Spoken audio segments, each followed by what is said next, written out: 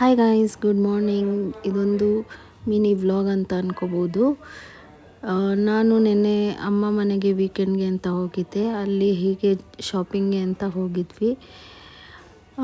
ದೀಪ ತಗೊಳ್ಳೋಣ ಅಂತ ನೋಡಿಬಿಟ್ಟು ಕೊನೆಗೆ ಐ ಎಂಡೆಡ್ ಅಪ್ ಬಾಯಿಂಗ್ ಒಂದು ನೆಕ್ಲೆಸ್ಸು, ಒಂದು ಡೈಲಿ ವೇರ್ ಸಿಲ್ವರ್ ಬ್ರೇಸ್ಲೆಟ್ ಮತ್ತು ಒಂದು ವಂಕಿ ರಿಂಗ್.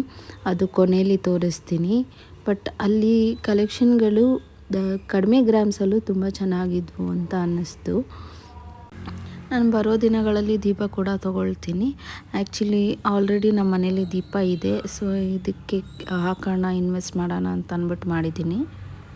ವರಮಹಾಲಕ್ಷ್ಮಿ ಟೈಮ್ನಲ್ಲಿ ಏನಾದರೂ ಚಿನ್ನ ಅಥವಾ ಬೆಳ್ಳಿ ತೊಗೊಳ್ಬೇಕು ಅಂತ ಹೇಳ್ತಾರಲ್ವ, ಅದಕ್ಕೆ ನಾನು ಬಂದಿದ್ದೆ.